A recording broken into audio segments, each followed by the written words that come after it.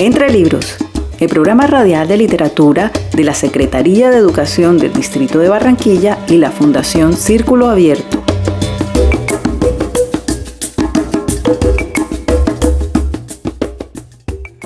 Durante la siguiente hora compartiremos con ustedes nuestro amor por la literatura. En Entre Libros Radio tenemos como invitada a Marta Riva Palacio Bon y su libro Ella trae la lluvia. Calipso, Teo y la patrona del océano nos acompañarán hoy. Bienvenida, Marta. Llegó durante las vacaciones de verano, justo en medio de una de las peores sequías que ha habido en la isla. La imagino bajando del transbordador con su vestido blanco remendado. Las correas de sus sandalias están tan gastadas que en cualquier momento pueden romperse, pero no lo hacen. Con cada paso que da, la arena se agita formando remolinos alrededor de sus tobillos. Me gusta pensar que así fue como pasó, pero en realidad nunca la vi llegar. Simplemente apareció una mañana en la playa caminando entre los botes como si siempre hubiera vivido aquí. Venía de la mano de un hombre viejo y desgarbado. No me atreví a acercarme, no sabía cómo hacerlo.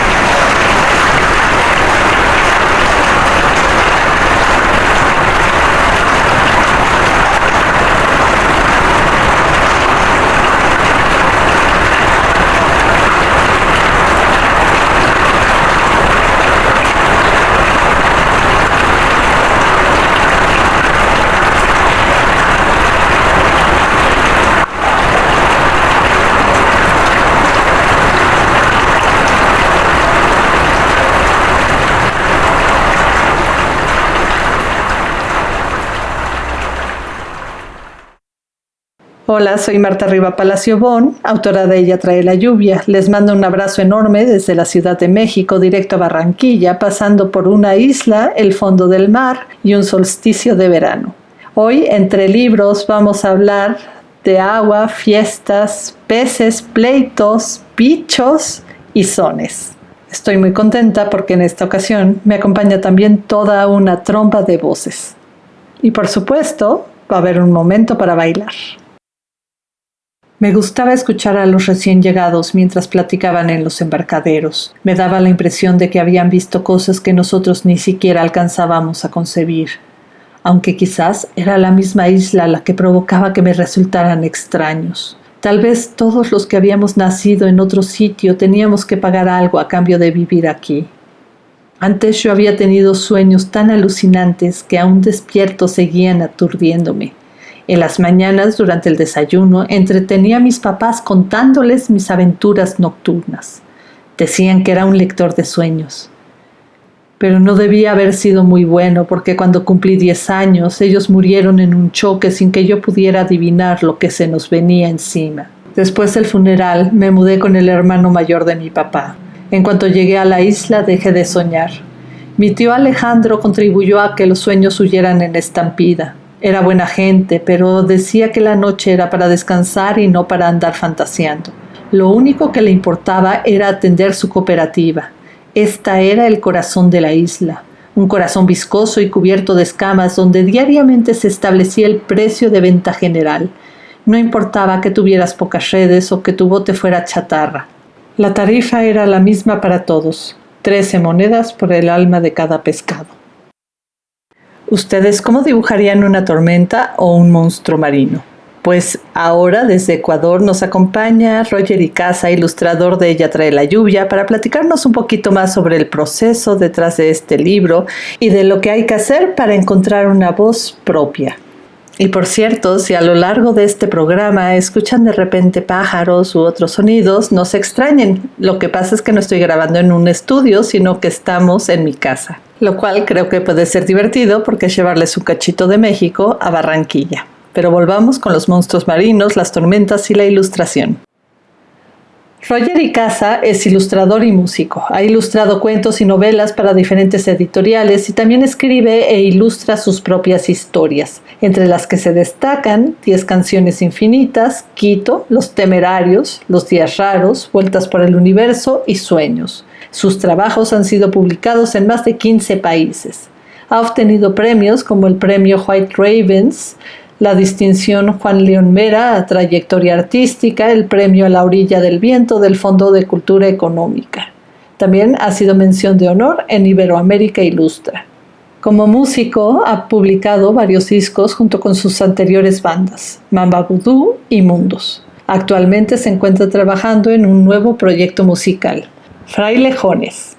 Un dato curioso es que cocina todos los días ya que su hija viene a casa luego del colegio.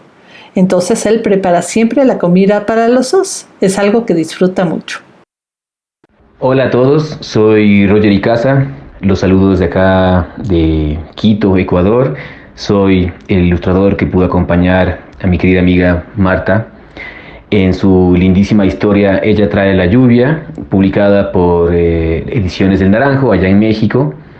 Y bueno, es un libro al cual le tengo muchísimo cariño. El proceso de ilustración tuvo un reto que era justamente trabajar solo las imágenes en 2 tintas directas, 2 tintas que elegimos junto al equipo de edición allá en el Naranjo. Y bueno, al saber eso tenemos que darnos cuenta que tenemos ya un limitante, ¿no? Que es justamente en el color, y de esa manera ver cómo podemos interpretar gráficamente la historia solo con esos 2 tonos, que claro, al mezclarlos nos dan un tono más oscuro. Entonces digamos que llegaríamos a tener 3 colores.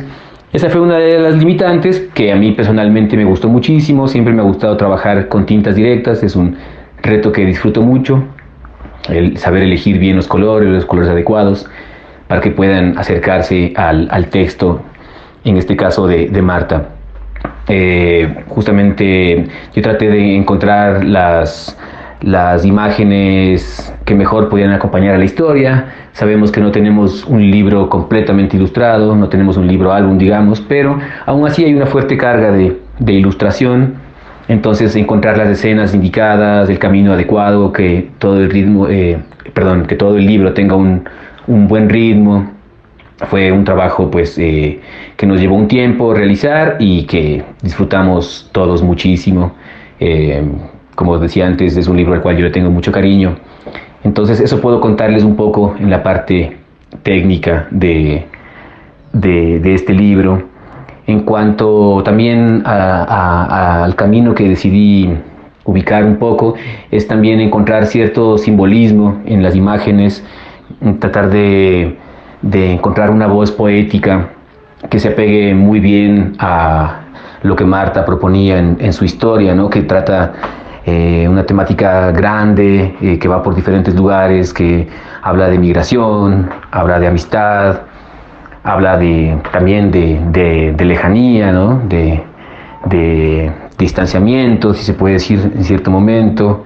Bueno, hay diferentes lugares que podemos encontrar en su historia, en su texto, y eso me brindó a mí muchas luces para yo poder trabajar las ilustraciones. Y bueno, aparte de eso, contarles un poco cómo se podría ilustrar tormentas y monstruos marinos ya en un plano más lúdico, ¿no? Más de juego, incluso se puede decir. Personalmente yo creo que para poder ilustrar una temática como esta, o cualquier temática en general, lo que siempre vamos a tener que hacer es leer muchísimo. Es algo que nos va a ayudar a entender de mejor manera cómo podemos llegar a interpretar estos momentos, ¿no? Momentos tal vez de tensión o de calma. Por ejemplo, la tormenta, pensándola justamente no como solo una lluvia fuerte que cae sobre un lugar, sino más bien pensarla como eso, ¿no? Como la tensión que puede existir en el pueblo, a donde llegan los personajes, donde se encuentran viviendo diferentes situaciones. Entonces, cuando hablamos de eso, de ese tipo de momentos, de tensiones o de calma, pues tratar de encontrar lo que decía hace un momento, que es tal vez cierto simbolismo, ¿no? Tal vez cierto lugar poético en las imágenes, y que eso nos ayuden a interpretar de alguna forma, tal vez no tan directa, lo que se está planteando en el texto, sino más bien tratar de encontrarle una lectura nueva, una segunda lectura. Entonces yo, para encontrar esto, justamente lo que hice es leer muchísimo la historia. Deben haber sido por lo menos unas 4 o 5 veces que leí la historia, en las cuales justamente me fui encontrando cada vez con más y más detalles que por lo general en la primera lectura suelen pasar desapercibidas. Así que eso es tal vez un consejo que les puedo dar cuando nos enfrentamos al trabajo de ilustración, ¿no? De encontrar esta voz gráfica para acompañar un texto. Eso, espero se encuentren todos muy bien, sanos, en estos momentos tan complicados que estamos viviendo. Y bueno, desde acá les mando un gran abrazo. Cuídense mucho. Muchísimas gracias, Roger, por acompañarnos en este bloque. Te mando un abrazo enorme, directo desde la Ciudad de México hasta Quito. Y pues un dato curioso es que cuando yo me enteré que Roger iba a ilustrar Ella trae la lluvia, me emocioné mucho porque es uno de los ilustradores que más admiro. Y pues Ella trae la lluvia tiene que ver con cómo seguir nadando en plena sequía, pero también mucho con la escucha. Escuchar lo que se dice, pero también lo que las otras personas callan, lo que se infiere entre líneas, escuchar el lenguaje, las palabras y cómo estas también son el reflejo, contienen en sí mismas la historia de todas las migraciones humanas. Escuchar los silencios, escuchar dibujos, escuchar peces, escuchar los diferentes matices y tonos que puede tener la lluvia, escuchar lo que nos da rabia, lo que es diferente, lo que nos da miedo, escuchar los sueños, sumergirnos, dejarnos llevar. Durante 2 años tuve la esperanza de que me sucediera algo lo suficientemente asombroso como para sacudir las telarañas en mi cabeza, pero las cosas no funcionan así. Al final resultó que fue uno de los momentos más humillantes de mi vida lo que provocó que volviera a soñar. Esa noche, mientras daba vueltas en mi cama sin poder dormir, no podía sacarme de la cabeza lo que había sucedido en la playa. Me avergonzaba pensar que esta chica criolla creyera que yo era igual que Lorenzo. Acaricié la caracola en mi cuello, pidiéndole a la patrona del océano que me permitiera conciliar el sueño. Seguí dando vueltas hasta que perdí la noción del tiempo. De pronto, el zumbido de las cigarras se fundió con el rumor del oleaje de una playa a miles de kilómetros de distancia. Parado en la arena con mi traje de baño, me topé con una chica de ojos dorados y cabello azul que me vigilaba desde la cima de una roca. «¡Esta es mi playa! ¡Vete!», gritó furiosa. «No puedo irme porque no sé dónde estoy», le respondí intentando sonar seguro. Ella dio un salto y aterrizó frente a mí. Frunciendo la boca, me inspeccionó de arriba abajo. No debía de tener más de 13 o 14 años, pero ya se creía la reina de todo.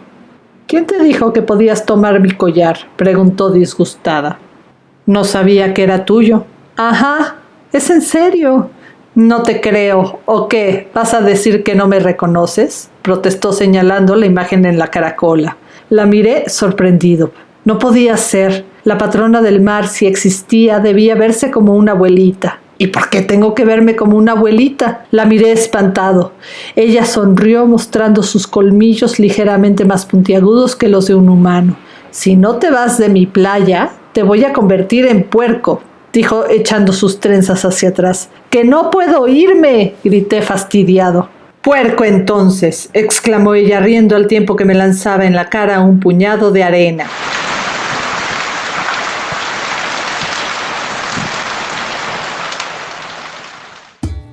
Les invitamos a interactuar con el chat de Entre Libros al 304-605-6253.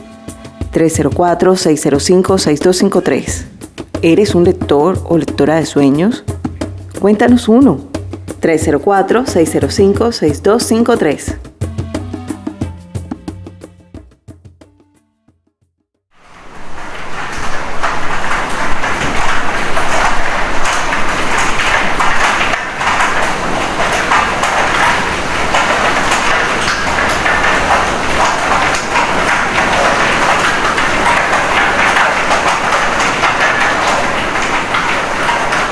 La canícula amenazaba con ser más feroz que otros años, y los peces habían desaparecido casi por completo de nuestros litorales. Cada jornada, los pescadores debían recorrer varios kilómetros mar adentro en busca de los escasos cardúmenes de sardinas y galúas que aún restaban. Se iban en la madrugada y no volvían sino hasta pasada la medianoche con los botes casi vacíos. Tampoco ayudaba que las lluvias se habían atrasado en nuestros cultivos, agitando sus hojas en medio del remolino rojo del siroco, apenas subsistían.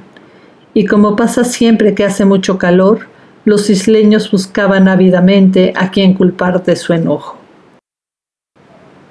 «No puedo estar defendiéndote todo el tiempo», dijo mi tío, mientras recogíamos las redes de pescar la madrugada del lunes. Lo miré sorprendido. Como el sábado no había dicho nada tras mi enfrentamiento con Lorenzo, pensé que lo había dejado pasar.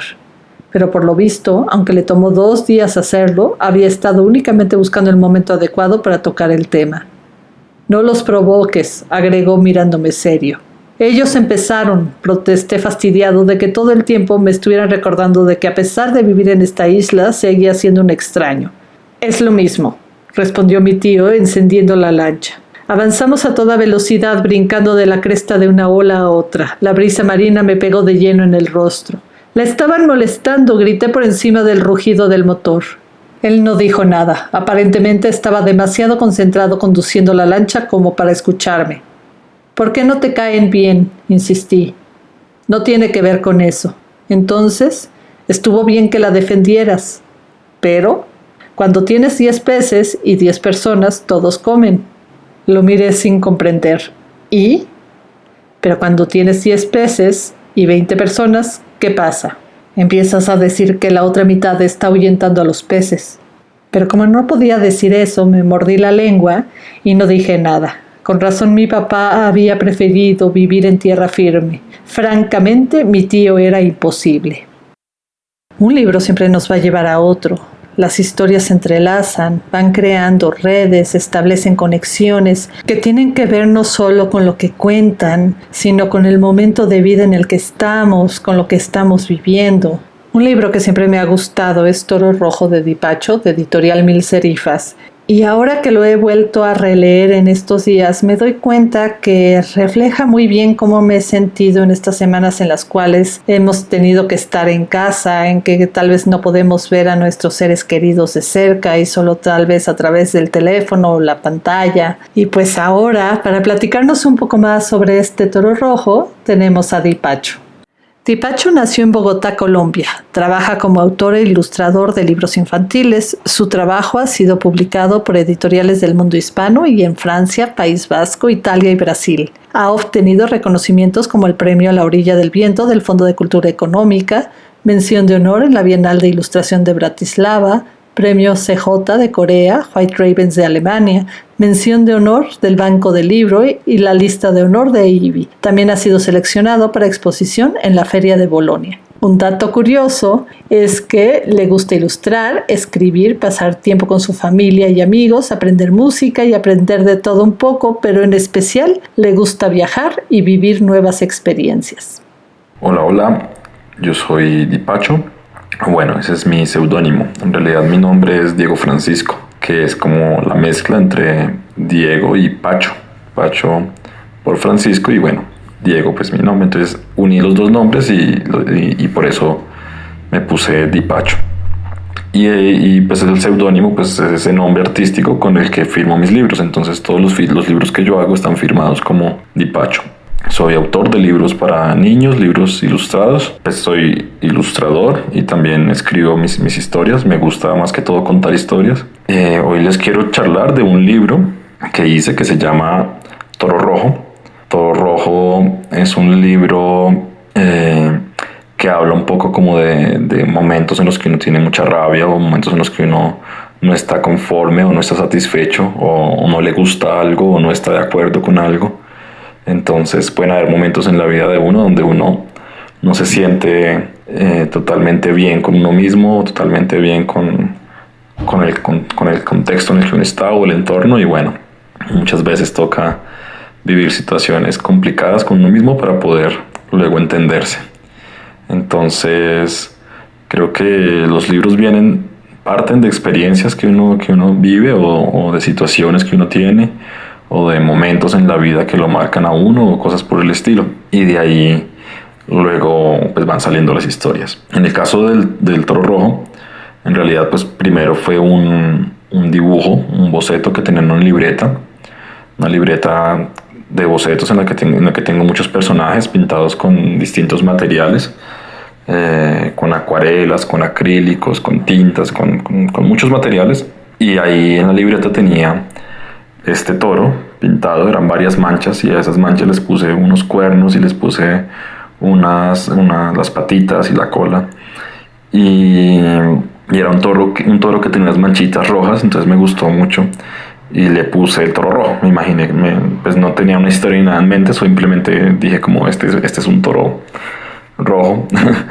Y empecé a pensar una historia con ese toro, empecé a imaginarme qué podía pasar con ese toro, en dónde estaba, en qué lugar. Me lo imaginé en la ciudad, me lo imaginé en un barco, me lo imaginé en un zoológico, en un circo, en todos lados. También me imaginé ese toro, qué tal si fuera un toro que está en la ciudad y que actúa como los humanos, o qué tal que fuera un toro que fuera una mascota de un humano, o qué tal que fuera un toro que tuviera una mascota, un humano por mascota, o qué tal que fuera un toro. Bueno, empecé a imaginar muchas situaciones incoherentes, distintas situaciones para el toro, y una situación pues un poco más convencional fue poner al toro en el campo. Y dije, pues puede ser un toro que está en el campo, pero tenemos como esa idea de que los toros se ponen furiosísimos con el rojo, o que son tal vez no daltónicos, pero no sabría cuál sería como ese tipo de dislexia visual, o esa forma de ver los colores que tienen los toros, pero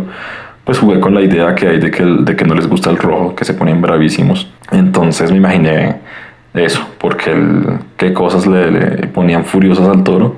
Y bueno, pues todo lo que está alrededor del toro pues es rojo, ¿no? Y el toro pues en realidad es negro, y es como un toro que, en la ilustración se ve como un toro negro, que no le gusta nada rojo, y entonces se pelea con todo eso rojo. Y bueno, de ahí fue partiendo la idea.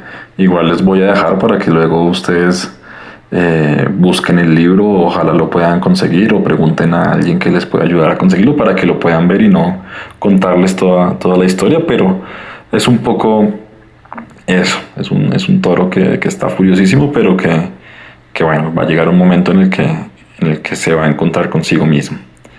Entonces esa es la historia del toro rojo, un poco como la manera en que pensé este libro. Y en general pienso los libros así, como reflexiones de la vida, pero muchas veces salen de dibujos que estoy haciendo, o de textos que escribo, o de ideas que se vienen a la mente, o de una canción que escuché, o de una conversación que escuché por ahí. O bueno, hay muchas maneras de empezar una historia. En este caso fue un dibujo, pero pues más allá de ese dibujo pues habían cosas, yo creo que adentro mío, que me hicieron contar la historia. Espero que les guste, y bueno, les mando un abrazo muy muy grande y nos vemos. Pueden buscarme como Dipacho en internet si quieren conocer más libros míos. Tengo un blog que es dipacho.blogspot.com, ahí pongo algunos ejercicios de ilustración y escribo un poco sobre mis libros para que sigan los procesos creativos también, pongo bocetos y todo eso. Entonces, pues, y en Instagram pues también pongo muchas cosas relacionadas con los libros, con mis libros. Entonces los invito a conocer los otros libros que tengo y que he hecho. Un abrazote y espero que nos veamos pronto. Chao, chao. Muchas gracias, Dipacho, y pues te mando también saludos desde acá. Y sí, muchas veces nos vemos enfrentados a situaciones que nos enojan, que nos asustan, que nos llenan de impotencia y que no podemos cambiar. Y también pasa que a veces este miedo, esta incertidumbre, este desconcierto es tan grande que no encontramos la manera de expresarla adecuadamente y se convierte en enojo que depositamos contra aquellas personas que pensamos que son diferentes o que no comparten nuestra forma de ver el mundo. Y precisamente de eso trata también Ella trae la lluvia, de cómo este rechazo, este miedo al otro, a lo que es diferente, puede volverse también violencia. Ella trae la lluvia es un libro que yo escribí en un momento en el cual había escuchado muchas noticias que me preocupaban, que me hacían sentir enojada y con impotencia por no poder hacer nada al respecto. Noticias que tenían que ver con la guerra, con los refugiados, con la xenofobia, con los migrantes, con el trato que se les daba, ¿no?, a estas personas que muchas veces llegan huyendo de la violencia y de muchas otras situaciones terribles, y que al llegar a pedir asilo o refugio en otros lugares se encuentran con discriminación, con rechazo e incluso más violencia. La isla en la que vive Teo es una isla que engloba muchas islas. Es una isla que puede ser una isla del Caribe, pero también del Mediterráneo, o de las costas de África o de Asia. La gente del mar o los criollos podrían ser personas que vienen de cualquier parte del mundo en cualquier época. Es un libro en el que borro deliberadamente las fronteras para enfocarme en las emociones, en aquellas cuestiones que aparentemente nos distancian, pero que en realidad son las que nos unen, que hablan de esta naturaleza humana, que tiene tantas aristas, tantos matices, que a veces no alcanza una sola vida para llegar a descubrir quiénes somos realmente. Y eso está bien, porque también es interesante que exista el misterio, la posibilidad de asombrarnos con nosotras, con nosotros mismos. Y por eso en Ella trae la lluvia, no solo es importante la exploración que hace Teo de la isla, de sus habitantes, del mar, sino también lo que sucede en este otro espacio onírico, en este universo interno, en el cual a veces nos toca enfrentarnos con nuestros propios demonios, pero también encontrar amigas y aliados como la patrona del mar. Cuando nos enfrentamos a una situación que no podemos cambiar, siempre vamos a tener la libertad de asumirnos como testigos de ella y escribir, dibujar, componer canciones que sean testimonios de lo que hemos vivido. El problema no es sentirnos enojadas o enojados o con miedo o impotencia. El problema es cuando no podemos hablar sobre esto. Así que prepárense, porque en el siguiente bloque nos toca armar un fandango y desahogarnos. Me equivoqué. Los peces sí volvieron. Flotaron de lado en un cardumen blancuzco, pizca blanco. Llegaron a la playa mientras yo dormía sin soñar. Peces muertos con una mordida al costado. Peces cazados por perros de Sila y lanzados a nuestras playas como si fuéramos parte de la jauría. Los pescadores debieron haberlo presentido porque no quisieron tocarlos y los devolvieron a ese mar indolente que se mecía con el colmillo de la canícula encajado en uno de sus costados. Santa patrona del océano, santa maestra de océano, santa matrona monstruo, santa maestra monster, mami guata. No pude rescatarla porque yo también me convertí en un demonio rojo. Faltaban 3 días para el solsticio de verano y las tensiones iban en aumento. Calipso y yo preferimos quedarnos en nuestra ensenada para evitar problemas. Yo había cumplido mi promesa y no había ido a buscarla, pero eso, por supuesto, no quería decir que no pudiera encontrármela accidentalmente en nuestro refugio a una hora convenida con anterioridad. Mi tío no había dicho que no podíamos nadar juntos. Al fin de cuentas, el mar es de todos y yo no podía prohibirle a mi amiga que estuviera en el mismo lugar que yo. Para evitar problemas, decidimos ocultarle también a Padú que seguíamos viéndonos. Los adultos fueron expulsados de nuestro mundo. Entre libros.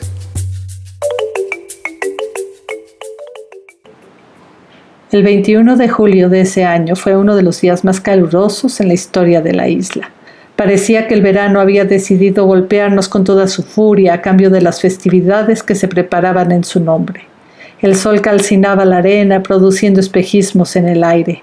A través de la atmósfera ondulante iban y venían las siluetas de los pescadores y sus familias mientras preparaban las hogueras para la noche. Se había declarado una tregua.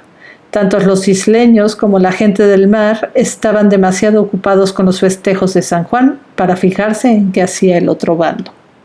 Mentir me ponía nervioso. Cada vez que subíamos por el camino de piedra caliza, después de nadar toda la mañana en la ensenada, imaginaba que una jauría invisible nos perseguía saltando entre las sombras de las rocas que se cocinaban bajo el sol de mediodía. Era tan fuerte esta sensación de sentirnos acechados que ni la sonrisa de Calipso lograba tranquilizarme del todo. Después de su día de perros negros, mi amiga había comenzado a sonreír. Tal vez solo había necesitado sudar esa fiebre tan extraña que nadie lograba nombrar. «¿Qué te pasó?», le pregunté una mañana mientras nos secábamos al sol. Habíamos hecho competencias para ver quién lograba aguantar más la respiración bajo el agua y todavía sentía aire en la cabeza. Calipso, que había ganado el título de campeona de inmersiones en la Ensenada, se limitó a recargar su cabeza en mi hombro. Nervioso, la rodeé con mi brazo mientras pensaba que no era lo mismo sentir cerca de ti el cuerpo de una chica en un sueño que de este lado. Seguimos observando las olas que se estrellaban contra las rocas con desgano, casi por compromiso. En esos días antes de la noche de San Juan, el mar estaba muy tranquilo. Demasiado. Después del ataque de los monstruos marinos y el beso, no había vuelto a soñar con Imanjé por más que lo intentaba. Había pasado varias noches pidiéndole disculpas a la imagen en mi collar, pero ella continuó ignorándome. El ciclo del agua, las mareas, las estaciones, solsticio de verano, solsticio de invierno. La naturaleza tiene sus propios ritmos y en un principio los seres humanos nos fuimos acoplando a ellos. Comenzamos a hacer rituales, festejos para marcar el paso del tiempo, el tránsito de un ciclo a otro, el inicio de las cosechas, la llegada del tiempo de lluvias, del tiempo de secas, de los nacimientos, de las muertes, festejos relacionados con nuestros ancestros, con nuestras historias, pero también con esas fuerzas elementales que nos han acompañado. Festejar el cuerpo individual, el cuerpo colectivo, pero también cuerpos de agua, cuerpos de tierra, cuerpos de fuego.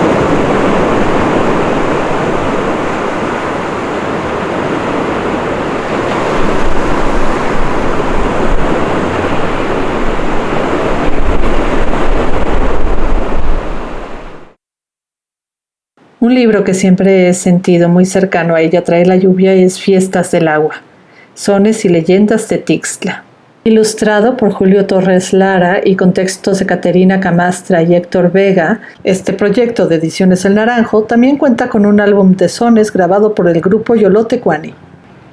El grupo Yolotecuani se formó hace 13 años. Se ha dedicado a rescatar, promover y difundir el son de tarima de Tixtla Guerrero en un intento por conservar la tradición, buscando siempre mostrarlo e interpretarlo no solo en su forma y sentido, sino dándole ese sentimiento propio que define su sabor y su esencia.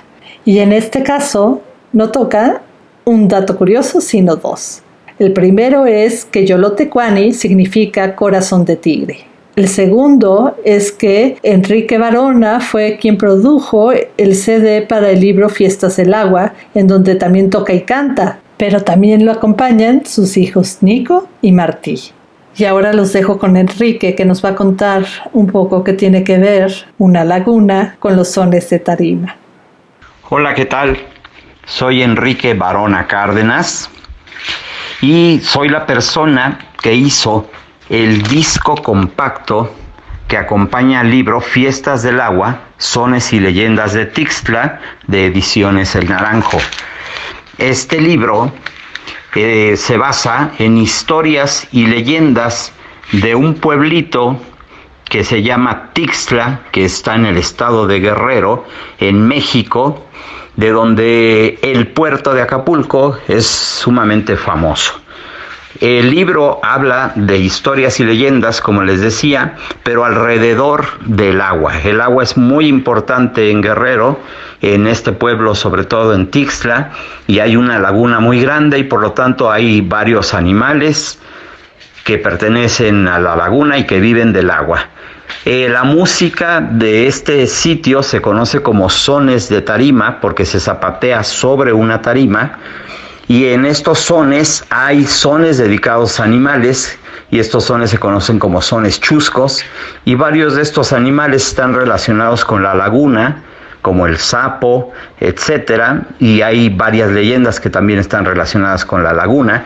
Entonces hicimos un CD con un grupo que se llama Yolotecuani y en este CD, en este disco, tocamos estos sones de tarima que son del estado de Guerrero, que se acompañan con una guitarrita de 5 cuerdas llamada vihuela, un arpa y una caja que se conoce como caja de tapeo, que se parece al cajón peruano.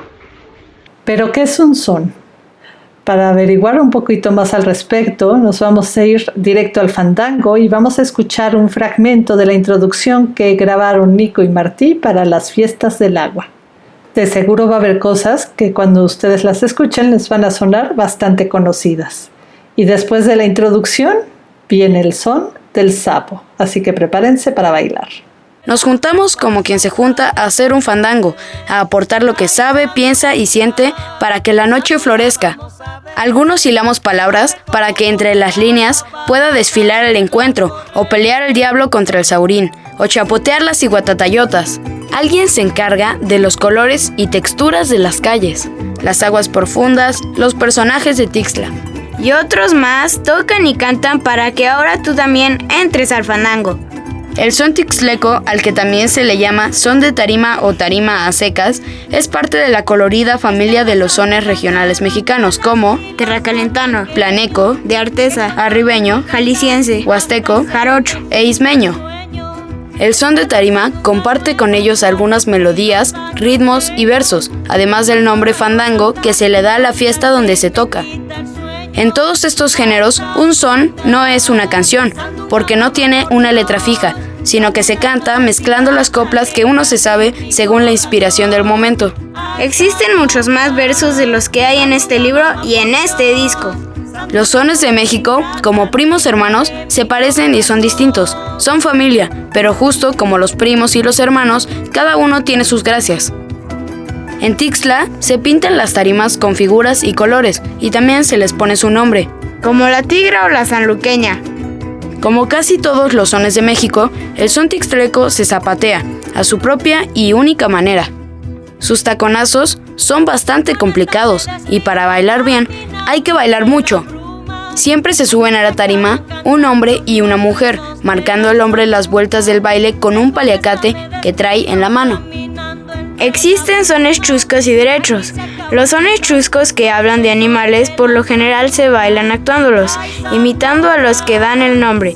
Así, por ejemplo, un bailador puede volverse iguana y retorcerse en 1000 graciosas piruetas, entre risas y aplausos. La tarima es el espacio del baile y es también un instrumento de percusión que va marcando, junto con el cajón, el ritmo de la música. El instrumento de cuerda más importante es la vihuela, a la que a veces en Tixla le dicen jarana. Y también se toca el arpa y el violín. Y ahora, a disfrutar de los sones de las fiestas del agua.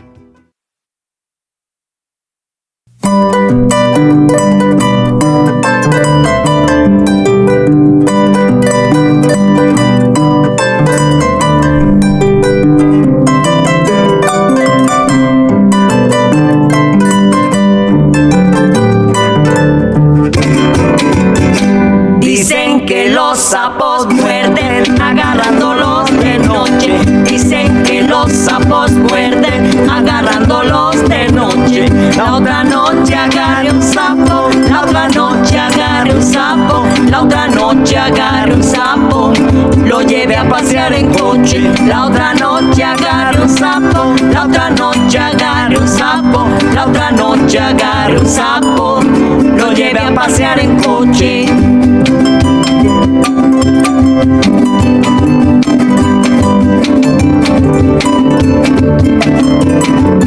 Dicen que los sapos muerden agarrándolos del agua. Dicen que los sapos muerden agarrándolos del agua. En el agua agarré un sapo, en el agua agarré un sapo, en el agua agarré un sapo, pero a mí no me hizo nada. En el agua agarré un sapo, en el agua agarré un sapo, en el agua agarré un sapo, pero a mí no me hizo nada.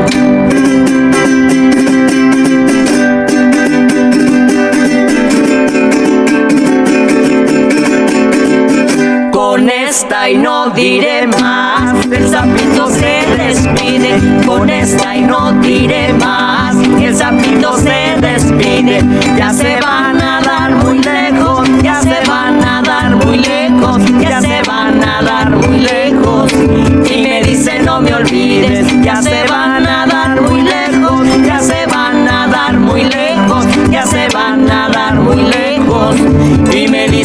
olvides.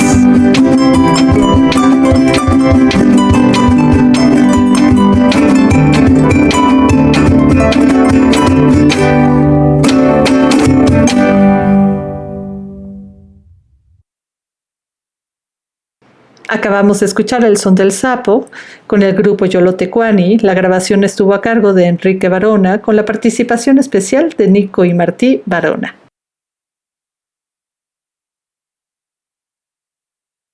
En realidad Calipso no se llamaba Calipso, así la llamaba Padú a falta de otro nombre. Desde el rescate del pulpo comencé a pasar mucho tiempo con ella.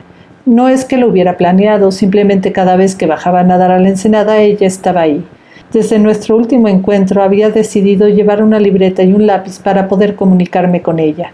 Pero resultó que Calipso no tenía ganas de escribir palabras y nada más dibujaba peces, por lo que no me enteré de su nombre sino hasta que me lo dijo su abuelo. Al principio pensé que mi nueva amiga garabateaba al azar sin prestar mucha atención a lo que yo le decía. Pero después de 2 días de decir tontería y media, me cayó el 20 de que el tipo de pez que ella dibujaba iba de la mano con lo que escuchaba. Así que yo también me puse a dibujar peces en vez de bombardearla con preguntas acerca de dónde venía y si su abuelo era su única familia. Con las manos arrugadas a causa del mar y el cabello repleto de sal, nos sentábamos en una roca y dibujábamos conversaciones enteras. Nuestro mundo transmutado en un acuario, el zumbido de las cigarras implorando por lluvia bajo el sol del mediodía le servía de fondo. A veces Calipso y yo estábamos de acuerdo en todo y nos salía un cardumen gigantesco de galúas. En otras ocasiones nos peleábamos y en el papel un tiburón se tragaba a otro. Ganaba el que lograba dibujar el pez más grande. Claro que había días en los que el papel o los ánimos estaban demasiado húmedos como para dibujar, y entonces yo me limitaba a hablar mientras ella escuchaba. Sabía que entendía español, pero yo intentaba también decir cosas en su lengua. Seguí rondando por los muelles y los pocos establecimientos de la isla en los que aceptaban servirle a los criollos para poder escucharlos. Entre más palabras aprendía de su idioma, más ganas me daban de pronunciarlas en voz alta.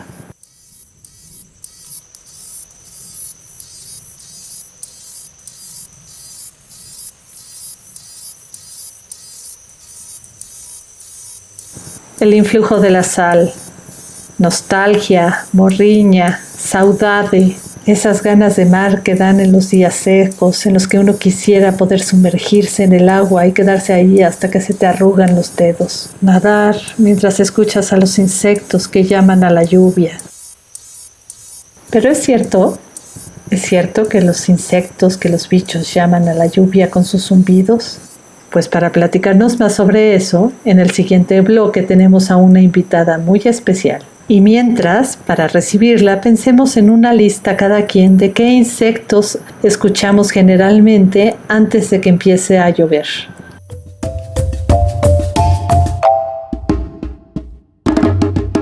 ¿Aprendiste sobre los sones en las fiestas del agua? ¿Ya sabes qué es un son de tarima? Puedes escribirnos al 304-605-6253. 304-605-6253. Estamos ya en la recta final de este programa y pues para empezar este último bloque les voy a compartir varios datos curiosos sobre la lluvia. Dato número 1. Las gotas de lluvia en realidad no tienen forma de lágrima, son más como una esfera aplastada. Dato número 2. El petricor, o ese olor a lluvia o a tierra mojada, es producido por las actinobacterias, unos microorganismos que viven en el suelo y que se encargan de cosas como la descomposición de sustancias como la celulosa. Por cierto, la palabra petricor es una de mis favoritas. Dato número 3. El tamaño de una gota de lluvia es alrededor de 0.5 y 6.35 milímetros. Dato número 4. En Titán, la luna más grande de Saturno, también llueve, pero en vez de que caiga agua, cae metano. Dato número 5. El nombre técnico de la lluvia es precipitación. También se usa para la nieve. Dato número 6. Las moléculas de agua tienen memoria.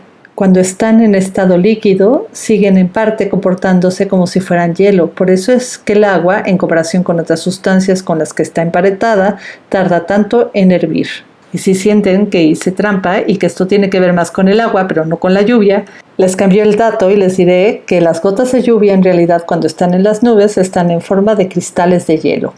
Y llegamos así al séptimo y último dato. En Galicia, España, llueve tanto que tienen 105 palabras para lluvia. Parvaña, papucha, papuña, zarzallo, morriñada, orvallada, orvaleira, orvaliscada, orvallo, parruma, parrumada, patiñeira, patumeira, poalla, poallada, poallo, poalleira, salseiro, zarrapallada, diobo, froallo, garúa, y doiro, la piñeira. Y muchas más. Espero que no se me haya ido ninguna mal pronunciada o haber repetido.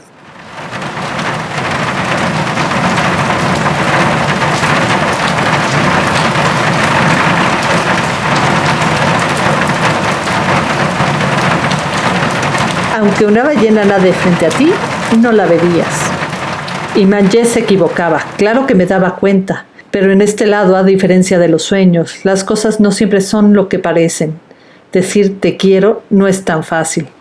Más abajo, en la playa, el océano rugía con un rumor sordo. Tal vez las jaurías de perros babosa que patrullaban por sus abismos lo hacían sentirse indigesto. A la mañana siguiente, mi tío y yo no pudimos ir a pescar. Todas las playas de la isla amanecieron cubiertas de maleza. Era como si el mar hubiera vomitado su fondo, sepultando los botes de los pescadores bajo una montaña putrefacta de algas. Eran las mismas que yo había utilizado en mi sueño para cubrir la herida de la patrona del océano. Se organizaron grupos de voluntarios para liberar los botes y limpiar las playas para la fiesta del día siguiente. Mientras observaba al grupo de hombres, mujeres y niños que acarreaban montones de follaje marino de un lado a otro, me pregunté qué pensarían si supieran que la invitada de honor a los festejos se había transformado en un monstruo. Tal vez haría falta algo además de hogueras y fuegos artificiales para traer de vuelta a los peces a la isla. En especial ahora que la tensión entre los isleños y la gente del mar había alcanzado ese punto en el que bastaba una sola chispa para que todos saliéramos volando. Sin fijarnos en nada, salvo en nosotros, Calipso y yo decidimos organizar nuestra propia fiesta de solsticio de verano. «Te veo aquí a las 9», le dije al despedirnos esa tarde. Me sentía nervioso porque era la primera vez que nos veríamos de noche. Quizás Calipso se convertiría en alguien más pasadas las 12, tal vez incluso podría hablar.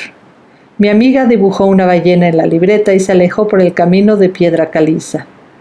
Mirando su dibujo, me pregunté por primera vez qué clase de sueños podría tener esta chica muda con ojos de gato.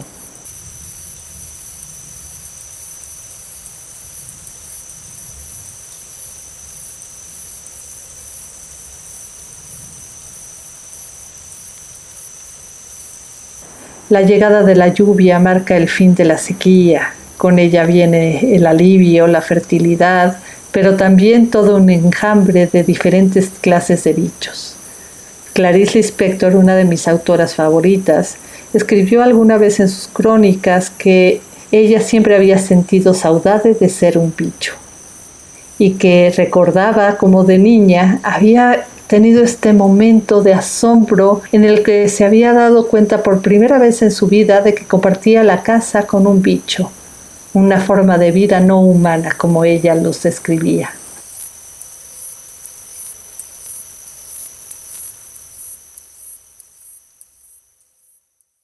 Y pues ahora, para platicarnos un poco más sobre insectos y lluvias, nos acompaña desde México la doctora Cisteil Pérez.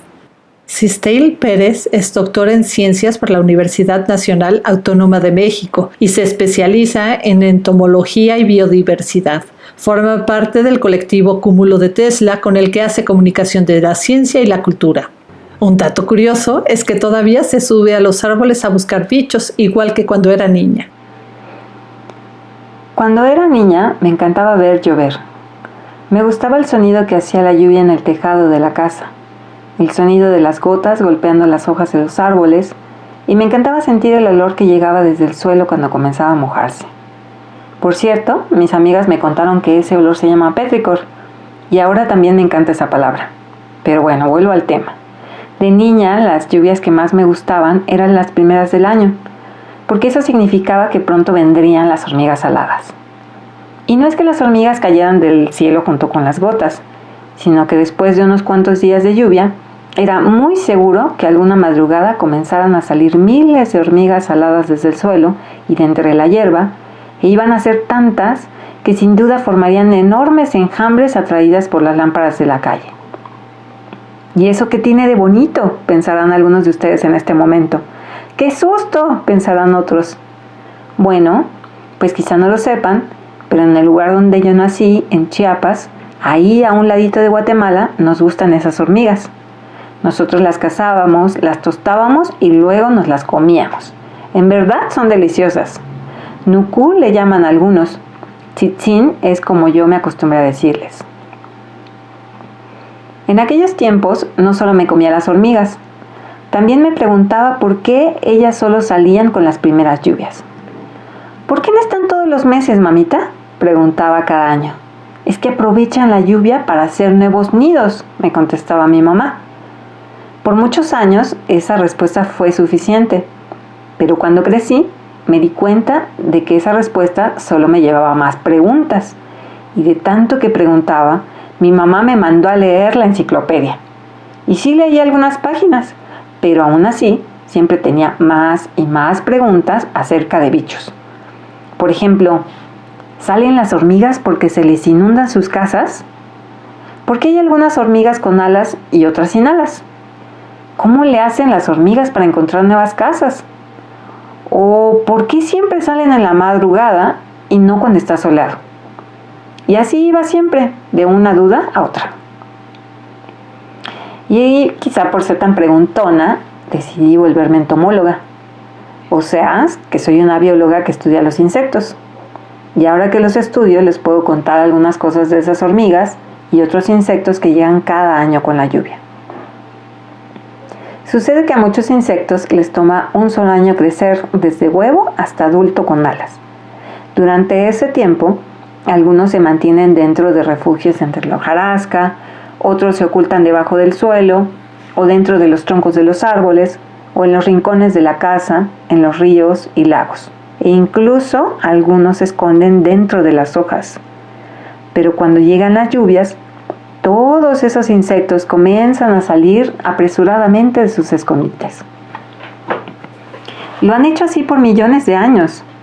Los bichos esperan pacientemente en sus refugios a que caigan las primeras lluvias, pues es la señal que indica que va a haber mucha comida, porque las plantas pronto tendrán nuevas hojas, otras van a florecer y a producir néctar, polen y después también frutos, y los hongos van a estar por doquier.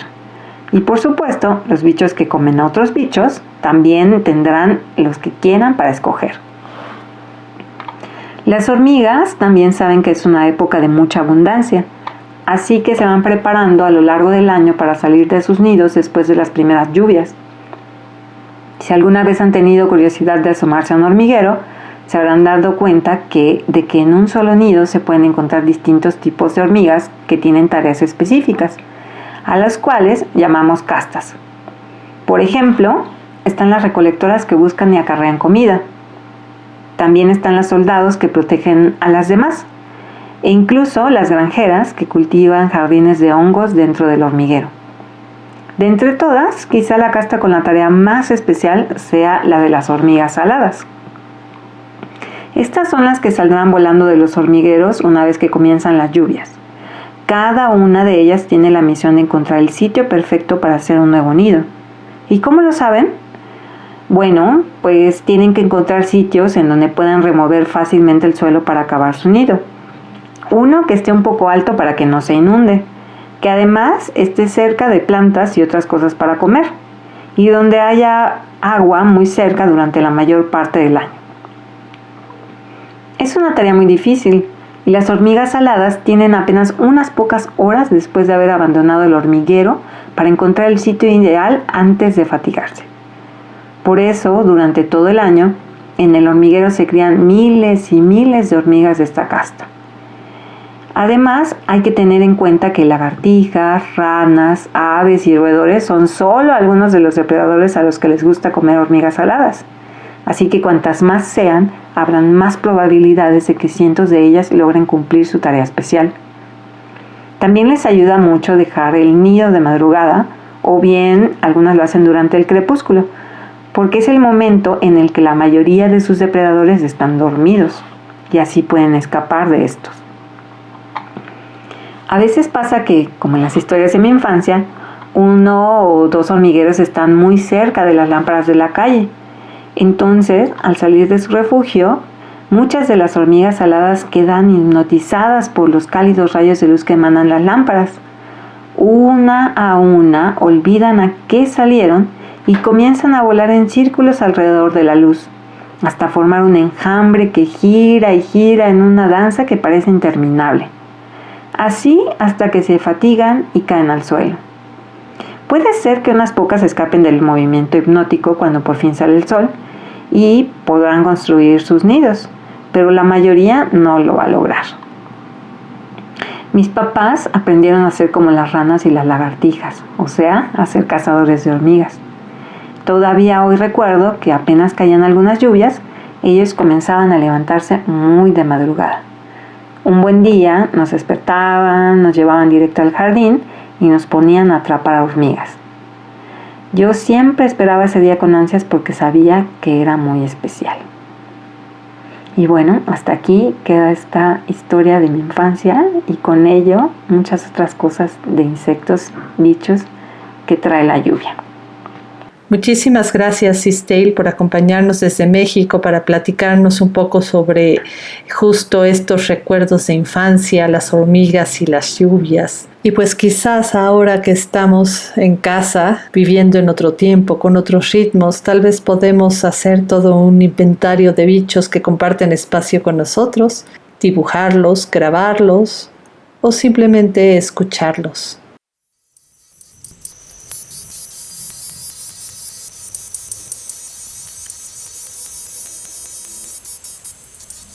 Cuando me siento con el ánimo seco o paso varias noches sin soñar, vuelvo a repasar nuestras conversaciones codificadas en acuarios. Hay algunas que ya no puedo descifrar tan fácilmente como antes, pero hay otras que todavía me hacen caer bajo el influjo de la sal, provocándome el deseo casi insoportable de acostarme boca arriba en mi bote y esperar ahí hasta que llueva.